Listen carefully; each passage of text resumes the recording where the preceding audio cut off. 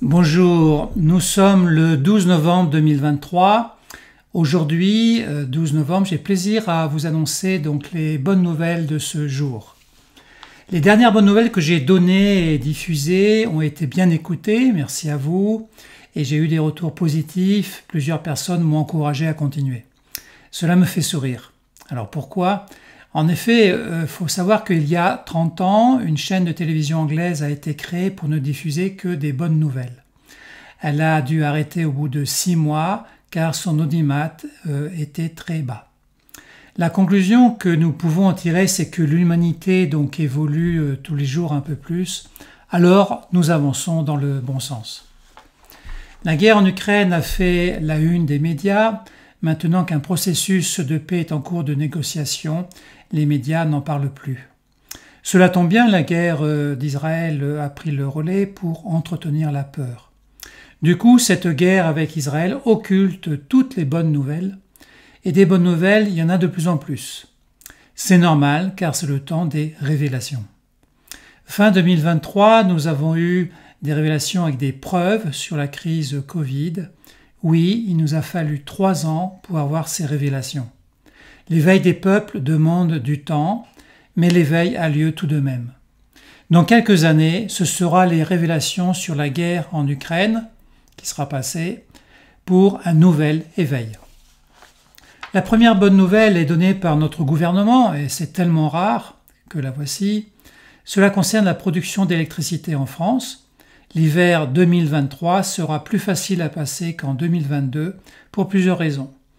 La consommation des Français a baissé de manière régulière de 8%, et c'est encore le cas en septembre 2023. Le parc des centrales nucléaires a été rénové et plusieurs centrales sont reparties à produire. Parlons maintenant des médias. Dans le monde, les médias mainstream sont de moins en moins vus, vous le savez. Vous savez que LCI est en baisse. BFM devrait être mise en vente car son oligarque Patrick Drahi est en difficulté. En effet, son associé a été arrêté au Portugal pour corruption et fraude fiscale. Il y aurait 60 milliards d'euros de dettes cumulées sur 10 ans. Aux États-Unis, c'est pareil. CNN est en difficulté car son audience baisse de plus en plus. CNN vient de fermer son antenne dans la grande ville d'Atlanta. Annick de Souzenel, que vous connaissez, cette grande dame qui a aujourd'hui 100 ans, donne toujours des messages de sagesse. Pour elle, la course des guerres est infantile. Il est temps de passer à un stade adulte. La bascule cosmique arrive. Ce n'est pas la fin du monde, mais le grand retournement qui est proche. C'est elle qui dit ça avec ses propres mots. Dieu est amour, certains le refusent. Israël n'a pas compris. Au sujet du mensonge du Covid, les choses sérieuses vont commencer en Allemagne. La grande enquête du Bundestag qui a commencé donc le 10 novembre, il y a quelques jours. Plus de 1000 médecins, scientifiques, économistes et personnalités de la vie publique ont été invités à dévoiler les mensonges liés au Covid. À suivre. Cet été, Thierry Breton, commissaire européen, a mis en place le DSA, c'est-à-dire le Digital Services Act, pour protéger les Européens contre les contenus illégaux des réseaux sociaux. En octobre, il a eu un échange entre lui, Thierry Breton, et Elon Musk sur le réseau X. Alors voilà l'échange, très court mais pertinent. Elon Musk dit « Sur X, tout est open source et transparent ». Thierry Breton répond « Suite à l'attaque du Hamas, le réseau X a diffusé des contenus illégaux pour l'Union européenne ». Elon Musk répond « Veuillez lister les violations pour que le public puisse les voir ». Et puis Thierry Breton répond « Vu, merci ». Et depuis, silence radio. Il ne répond pas. Ça veut dire qu'ici, Elon Musk a piégé Thierry Breton de façon rapide et radicale, comme il sait le faire. Puis nous avons une annonce déconcertante de toujours Thierry Breton, quelque temps après, qui dit qu'il va recourir au service de Musk avec SpaceX pour lancer de nouveaux satellites. Allez comprendre. Je garde le meilleur pour la fin avec la crise sanitaire. Elle a été un test pour nous tous car cela a été l'heure des choix et nous avons tout eu. Les comploteurs, les soi-disant complotistes ceux qui ont obéi à la doxa, ceux qui ont perdu la vie, ceux qui avaient tout compris depuis le début. Voici 2 révélations majeures avec preuves. J'insiste, aujourd'hui nous avons des preuves. Ce que disent les journalistes, ça va un moment, mais là maintenant nous arrivons à des preuves écrites. À l'appui, donc, la première, ça va concerner le livre écrit par Jean-François Delfraissy, professeur d'immunologie clinique et président de ce fameux conseil scientifique lors de la crise. Ce livre, qui s'intitule « Un médecin au front », est sorti le 6 octobre aux éditions Seuil. Il donne sa version de l'histoire et avoue tout ce qui s'est passé en coulisses. En parallèle, il a été interviewé par TV5 Monde, mais cette chaîne est surtout vue à l'étranger. Voici ses propos en résumé. Il avoue de façon magistrale ce qui s'est passé, notamment sa confrontation avec le ministre de la Santé de l'époque. Il reconnaît les erreurs, ce sont ses mots, du conseil scientifique. Il dénonce les médecins de plateau qui n'avaient aucune expertise et qui avaient d'immenses conflits d'intérêts. Il reconnaît qu'il y a bien eu de nombreux effets secondaires, dont certains très graves, et ceci sur une durée indéterminée. Assurément, ce livre va donner le frisson à ses lecteurs. La deuxième révélation est presque plus importante, elle concerne Pfizer. Tout d'abord, sachez que l'action de Pfizer a été divisée par 2 en un an. La crise passée, Pfizer n'a plus le vent en poupe. Et nous allons aborder le contrat de Pfizer avec l'Europe. Et vous vous rappelez ce qui s'est passé, ça a été largement commenté. Ce contrat a été censuré dans un premier temps. Ensuite, il a été montré largement biffé, donc il y avait des parties en noir qui étaient rayées.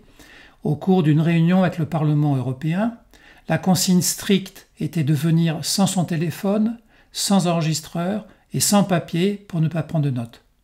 Et vous comprendrez pourquoi. Aujourd'hui, ce contrat est disponible grâce à l'avocat Maître Brouza.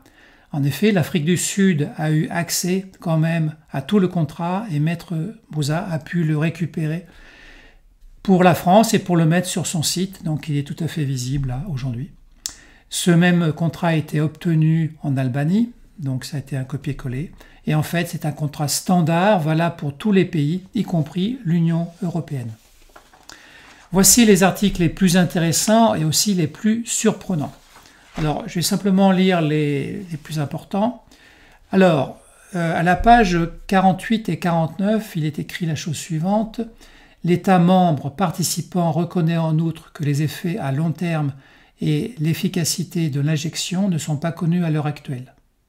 À la page 10, le contractant est actuellement en phase 3 de développement clinique et fait de son mieux pour obtenir l'autorisation par la Commission. Le développement clinique peut ne pas être couronné de succès. À la page 15, la Commission reconnaît et convient que les efforts déployés par le contractant pour mettre au point et fabriquer l'injection sont de nature ambitieuse et qui sont soumis à des risques et des incertitudes importantes. Et le meilleur, c'est la page 54, rappelez-vous, 54. Les parties comprennent que la mise au point d'une injection sûre et efficace est un processus très complexe et que le risque d'échec d'une telle entreprise est très élevé. Voilà ce que je voulais partager au niveau du contrat. Il y a tout le reste, bien sûr, qui peut être lu, mais un peu moins intéressant. Alors, le commentaire, c'est que ce libellé de ce contrat est absolument incroyable, quand nous savons qu'au même moment, très rapidement, Pfizer a annoncé une fiabilité de 95% de ses injections. C'était un énorme coup de pub injustifié. C'est bien de le savoir, et aujourd'hui nous avons les preuves, et ces preuves sont sur le site de Maître Brouza. Donc je vous invite à les consulter si vous le souhaitez. J'ai de nombreux auditeurs qui m'ont répondu fièrement la dernière fois qu'ils ne regardaient plus les médias mainstream depuis plusieurs années. C'est très bien. Bravo à eux. Mais aujourd'hui, il faut aller plus loin. Alors je vais dire pourquoi. Nous devons nourrir la conscience collective pour éveiller de plus en plus les personnes. Il y va de la survie de l'humanité. Avec l'arrivée de ces révélations, c'est simple. Il suffit de dire autour de nous « Est-ce que tu as lu le dernier livre de Jean-François Delfraissy ?» Autre question. Est-ce que tu as lu la page 54 du contrat standard de Pfizer?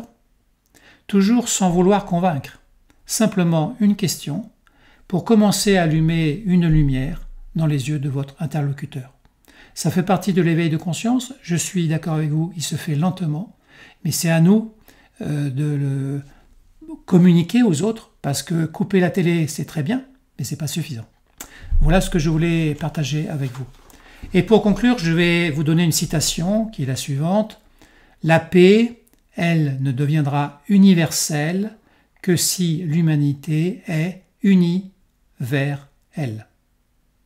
N'oubliez pas de partager encore et encore ces bonnes nouvelles. C'est important de partager des bonnes nouvelles. Et je vous dis à une prochaine vidéo. Merci à vous et au revoir.